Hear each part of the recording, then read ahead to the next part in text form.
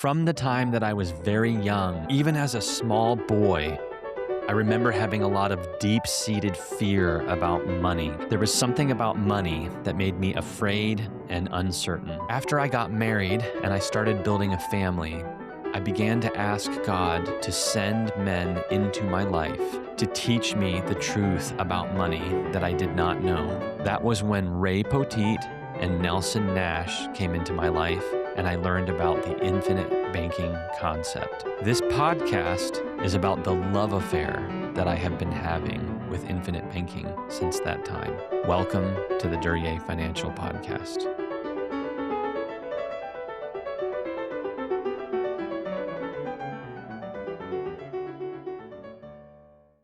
One of the most famous people who ever lived was Alexander the Great, who invaded basically most of the known world and became treated almost like a god in Asia. And, many people don't know that Alexander had a tutor with a fairly famous name, and his name was Aristotle, one of the great Greek philosophers. Aristotle had something that he used to call peripatetics. And if you've ever read the comic Calvin and Hobbes, Calvin and his cat, Hobbes, his pet cat is actually stuffed cat or real cat, whichever way you think of it. Calvin and Hobbes are always off on a walk, and often Calvin is expounding upon some really deep and philosophical topic. And there's one particular comic, you can go look it up, where they're just walking around and neither of them are saying anything, and suddenly Calvin says, what if someone decides that we're just a peripatetics? And what he's referencing there is Aristotle's Peripatetics. And Aristotle used to go walking in the streets and in the gardens with his students, and they would discuss philosophy that way while they were walking. They discovered that their conversations were deeper and more anointed by the gods and more fruitful, and that just the depth of conversation and the quality of conversation was not much deeper and much better when they were walking. And so they used to go on walks and talk about philosophy while they were walking instead of sitting around being slobs. They were walking around using their body and understanding that the body and the mind are connected, and that it would make sense that when you're using your body, your mind is going to work better. So hence why Calvin in the comic Calvin and Hobbes is always, expounding on some great philosophical theme, while he and Hobbes are either they're walking around in the woods or when they're careening down a hill at 700 miles an hour on their sleds or whatever they're doing. But today I decided to do a peripatetical podcast, and so if you guys want to, you can call me a pathetic peripatetic podcaster. But I thought I would just go on a walk and make people, I've got my little fluffy handheld microphone here, and I thought, maybe I could make some of the neighbors think I'm really weird because I'm out on I'm out walking and not talking to anybody, except I'm talking to all of you who are my favorite people to talk to. And what I want to talk about today is, what is a life insurance company? Because that's what's on my mind today. I've just been thinking about that. I've been thinking about infinite banking, life insurance policies, what it really is, why it really works, what are all the most common misconceptions, what are the same questions that I get constantly, et cetera, et cetera, et cetera. And so I'm just going to go on a peripatetical, pensive, perambulatory, philosophical podcast walk and talk about life insurance because it fascinates me to no end. Now, life insurance does not fascinate me, but banking does. So what is a life insurance company?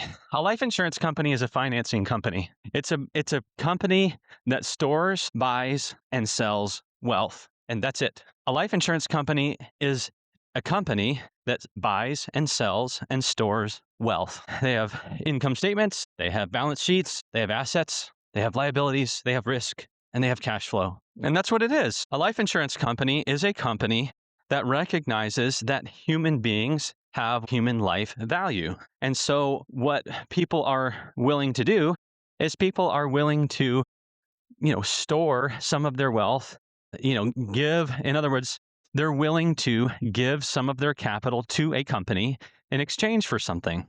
And what do they get in exchange? Well, they get interest. Your money grows at interest in a policy faster than if you kept it in a mattress. If it didn't, then probably nobody would store their wealth there. I just passed a guy that was walking two of his dogs. Now here's a guy mowing his lawn. It's a beautiful day here in eastern Kansas. I needed to get out of the office, and I I needed to get some fresh air. And so, what a perfect time to just kind of think out loud. People store their wealth at a life insurance company in exchange for something. And what they get at a mutual life insurance company is something unique. They get a contract that has a present value and a future value. The present value is the cash value. That's the value of the contract as of today. The future value is the death benefit. That's what the contract is going to be worth in the future when, whenever the insured dies and the beneficiaries submit a claim. And every time a premium is paid, the cash value and the death benefit go up in value. Every time a premium is paid, the present value and the future value go up in value. And we have been so conditioned for so long to only understand and think about half of that. Because when I say the words life insurance to you, before we found out about infinite banking, before we read Nelson Nash's book, before we started becoming our own banker, if someone said life insurance to us, and if you say the words life insurance to almost anybody in America, what they will think of is an expense that they wish they didn't have to cover an event that they hope never happens, at least for a long time. And the message of the infinite banking concept is that way of thinking about life insurance doesn't even cover half of the picture. Nelson is actually saying that your need to finance stuff, i.e. your need to store wealth, buy wealth, and sell wealth, which is something that everybody does, whether they want to or not, because every time you buy or sell something, you are also buying and selling money. Everybody has a need for their wealth to reside somewhere, and they need a way to finance something. Now, financing something is the buying and selling of money. Whenever you buy something, before you buy that thing, you have to buy the money first. I'm going to say that again. Whenever you buy something, you first have to finance it. You have to buy the money first. You finance everything that you buy. And financing something is the buying and selling of money. You either buy the money from yourself, in which case the cost of the buying of the money is all the interest and gains that you could have had if you had kept that money, or you buy the money from someone else, in which case you pay interest to a lender. And that's it. Life insurance companies offer contracts to their customers that give their customers the ability to finance anything that they want, anytime they want. Very, very much the same as a bank does. But the differences are very striking when you look at the details. So when you contribute, when you take your money and it goes into a bank, you're actually selling them your money. This is the way that we've all got to start thinking about money. We've got to think of money as a commodity that's bought and sold. When your money goes into a bank, you're actually selling it to them. The bank is buying it from you. So in exchange for your money, they are giving you a contract. And that contract is either called a checking account or a savings account or a money market or a CD or whatever they call it.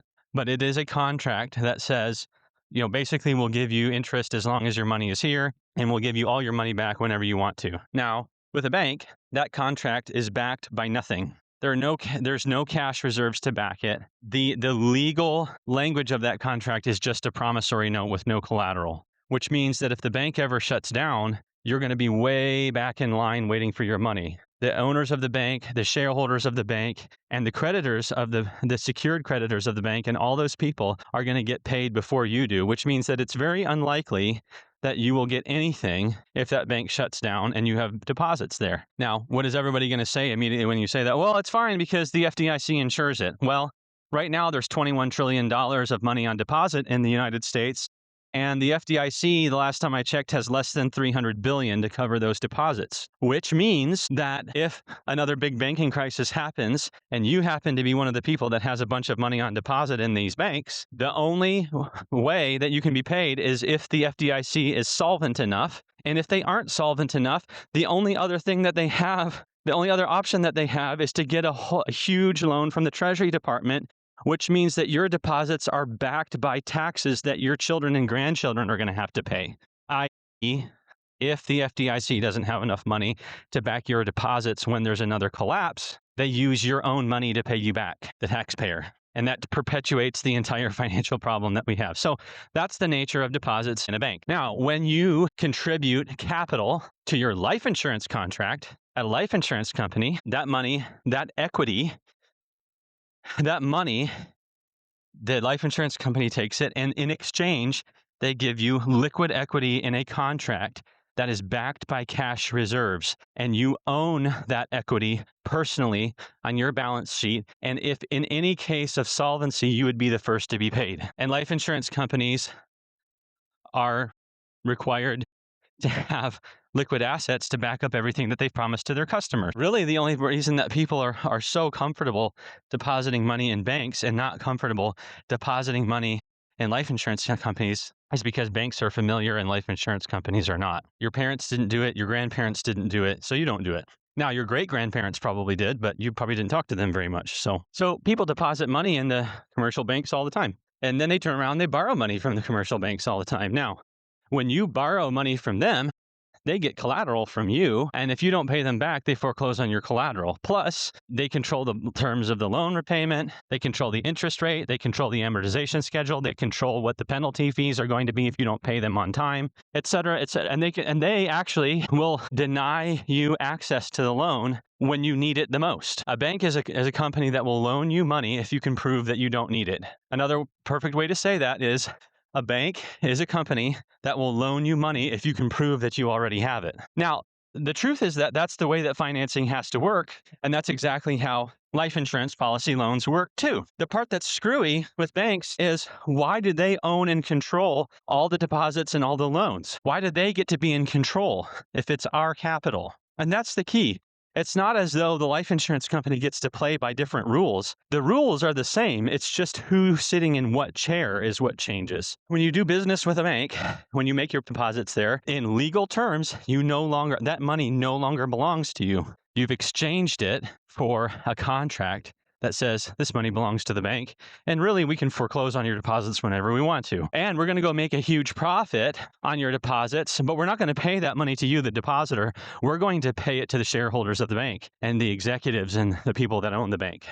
So you should put your money in here like crazy, even though you don't own any of that money, and you won't get any of the profit that we generate from that money. Whereas a life insurance company is a mutual life insurance company, I should say, which is the only kind that I would ever work with. A mutual life insurance company says you retain full ownership of all the equity that you're given in exchange for your premium dollars. That equity that you are given in exchange for your money is equity that is equal to the value of the money that you gave in exchange for it, plus a very good interest rate. And it is always higher than what the bank will give you. And on top of that, whatever tiny interest the bank pays you in equity, you owe taxes on it every year. Not so with your life insurance policy cash values, if managed properly. Say that again, if managed properly. No, it is not difficult to manage your life insurance cash values properly so that you're never taxed. So this is just what rattles around in my brain day in and day out every day. I realized this week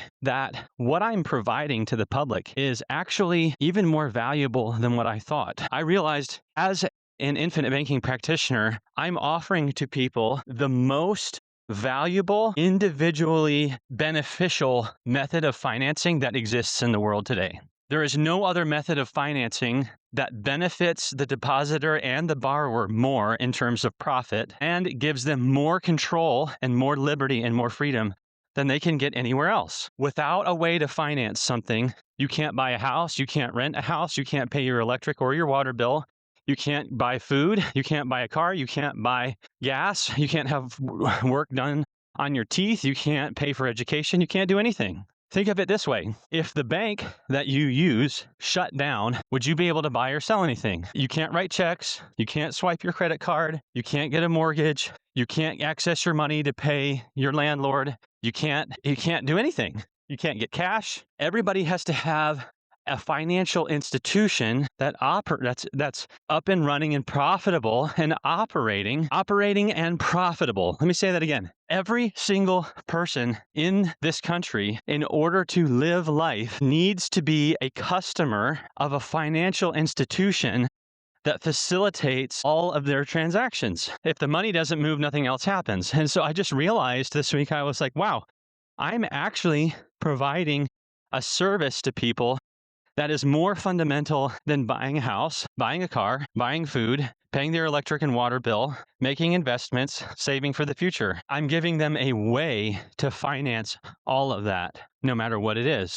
And it's the most valuable method of financing that there is. And I keep telling people this, and I'm going to continue telling them this because it's the truth. If I find a financial instrument that's better than a life insurance policy for financing, or a company corporate structure that offers contracts that are specifically designed for financing the things of life, and those contracts benefit the owner of that money and that equity in that contract more than a life insurance policy does, I'll throw my life insurance license in the trash, cash out all my policies, and move over to that immediately. And if any of you find out about that before I do and you don't tell me, as Ray would say, I will haunt your ass through eternity. This is not about life insurance. I hope you notice that. This is not about a premium for a death benefit. It's about financing the things of life. I want to buy real estate. I want to make investments.